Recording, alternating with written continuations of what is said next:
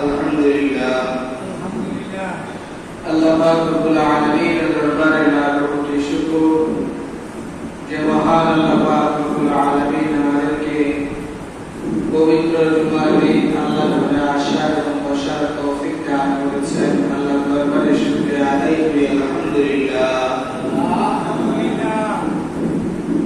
আমাদের ধারাবাহিকভাবে রাসূলুল্লাহ সাল্লাল্লাহু আলাইহি ওয়াসাল্লামের সিরাতের আলোচনা হচ্ছে। আজকের জুমার আলোচ্য বিষয় হলো নবুয়ত প্রাপ্তি ও দাওয়াতের ময়দানে মুহাম্মদ রাসূলুল্লাহ সাল্লাল্লাহু আলাইহি ওয়াসাল্লাম। নবী আরবি সাল্লাল্লাহু আলাইহি ওয়াসাল্লাম যখন শক্তি সামর্থ্য রূপমতা বয়সে যখন তিনি উপনীত হলেন, তখন আল্লাহ তাআলা তাকে নবুয়ত প্রদানের মাধ্যমে সম্মানিত করেন।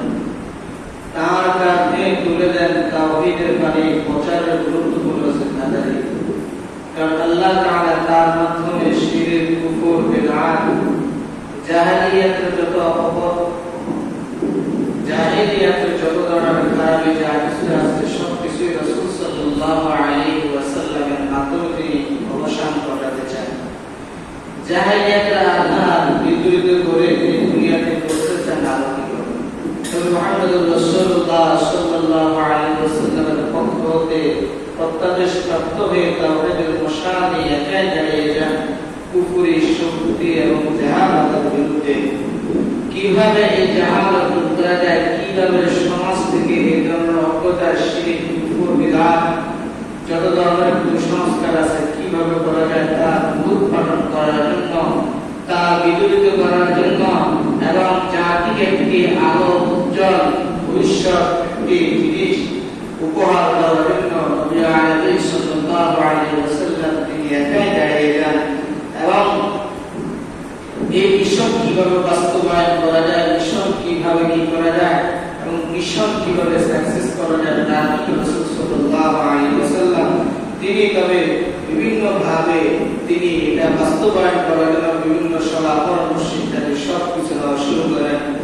এমনকি ওরাই মদদে একদল জাজবা সাহাবীর সাথে বিশ্ব ইতিহাস সৃষ্টি করেন এবং তার মিশন বাস্তবায়নের সর্বোচ্চ সফলতা অর্জন করেন।